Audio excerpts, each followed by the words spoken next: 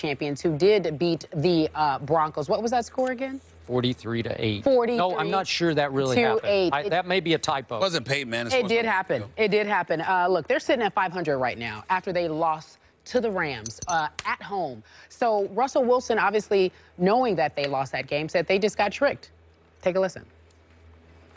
They got us in the fake punt, you know, and so we trusted our call, and they just made a play, you know. And then the fumble, you know, I thought we had the ball, but I guess not. I don't know. So, you know, I just believe that it's going to turn our way. Like I've always believed. I believe in our team. I believe in who we have. I believe in our fans. I believe in the players we have. So, you know, I'm looking forward to it. All right, Rams win 28-26. They're now 2-4. Wilson, for his part, rushed for 106 yards on 7 carries and passed for 2 touchdowns. Wilson again saying after the loss he still believes in his team. That's a tough ask. So we asked that question. Do we still believe in said Seahawks? Stephen A., how much trouble are the Seahawks in? I think the Seahawks are in a little bit of trouble. I don't know, Skip, Kerry, refresh my memory whether or not we're going to get specifically into Percy Harvin and the show Wayne. Sure. So I'll save it for that. Okay. But I will tell you this. Trading Percy Harvin, some of the issues that they've had inside that locker room that are now coming out, it's clear that they don't seem to be the same team. You want to applaud them for acknowledging that if they believe they made a mistake, addressing it or whatever. But I look at yesterday, and I didn't see the same Seahawks team. To get tricked on a punt return that ends up in a 90-yard punt return by Bailey, to the last play where Jeff Fisher, gutsy, incredibly gutsy call by Was calling it really? I thought it was gutsy. I don't know. I thought it was you're gutsy. 1-5. You're what are they, 1-4 going in. I'm saying like you got to win the 1-4. game. You got to win the game. You got to win the game. Just do it. Listen, you're a game behind Seattle right now. But you know you're going to lose if you punt. I think you're going to lose. Well, again, you thought you were going to lose. You felt you were going to lose, but anything could happen because it was only 1 minute and 2 seconds left, if I recall correctly. But it was a fake punt deep in your own territory. I give him credit for making that gutsy call. In the end, I'm looking at Seattle. You were struggling to really, really move the ball.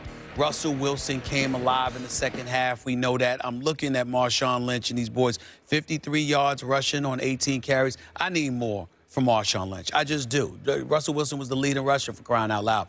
Yeah, they don't seem to be the same team. And somehow, some way, the intimidation factor, Skip, I think is lacking. I love how Richard Sherman, you know, blocked the pass on the last to Tavon Austin. But, you know, I loved how he did that. But I still don't look at the Legion of Boom as the Legion of Boom right now. Yep. They don't seem to have that aura about them. Now, I know Earl Thomas has spoken out and said that we're playing against the officials, too. They need to stay out of the way. Well, you weren't saying that last year when y'all were winning. You're saying it now that you're struggling. You know that officials are going to impact the game in some capacity.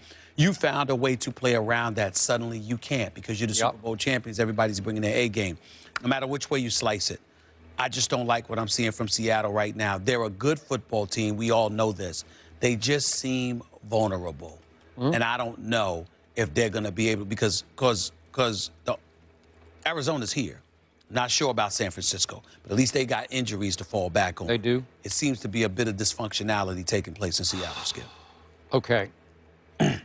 First of all, before I get to the big picture, the little picture is I believe Seattle would have won this football game if the refs had gotten the right call right, the last call right, which was the fumble that was loose. Yes. That was Seattle's That was Seattle's ball, absolutely. So they would have hypothetically had the football, 1st and 10 at their 32 with 1 minute and 1 second left. Got it.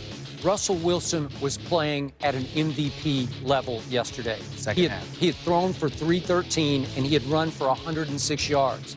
Look at that. That's 419 combined yards from your quarterback. Yeah. That's spectacular, man. And we had him in the MVP discussion a couple, 3 weeks ago. So if he gets the ball back, he wins that game. But now we're back to the Percy Harvin trade. Do I think it upset that team? I do. And we will talk more about this later in the show. Yep. But I'm here to tell you that trade was a bad idea for the Seattle Seahawks. I agree. Bad idea. He's too valuable. I know all the bloody backstory to it. Sure. It's literally bloody, like Yes, bloody nose, black as in eye. physical, okay? yes. We'll get into it later. Okay, we'll get into it later. But you cannot. I picked them to be 15-1. And what did I keep saying when I made that pick? Percy Harvin is my X factor. He is a game breaker. He is a defensive coordinator changer. He's so hard to prep for. He changed the Super Bowl with his kickoff return and a couple of big breakaway runs. Everywhere he has been, his teams have won. Go back and look at what happened to Percy Harvin in high school. They were in 3 championship games, his sophomore, junior, and senior year. Senior year.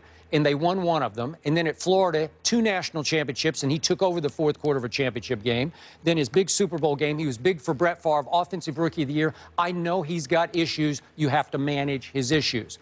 That's a huge blow going forward to this offense because it hasn't been very good anyway for the last few weeks. And now the defense. To your point, listen to these numbers. Last year, for the season, they were 1st in defensive efficiency. Right now, they're 21st.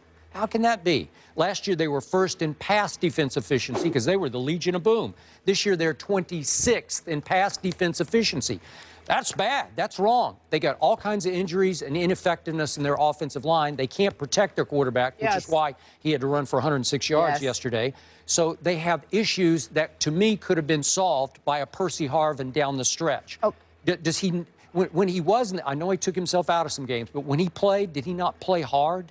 Okay, so this reminds me, and I can't help but thinking about this. We've brought this up before when we were at the ESPYs last year. Michael Robinson on the show. He did. He said veteran leadership will be missing in the locker room. He said there's some problems in the locker room, and so it makes me. Well, he said there will be. I don't know if he was referring to maybe what even happened with him in Golden Tate, and like we said. Oh, maybe he was. I don't know. But it makes me think he was trying to tell us something without telling us something. But you believe Percy Harvin's still the X factor here? Yeah, huge loss for this team. And it shook them up and effectively cost them this game that they should have won.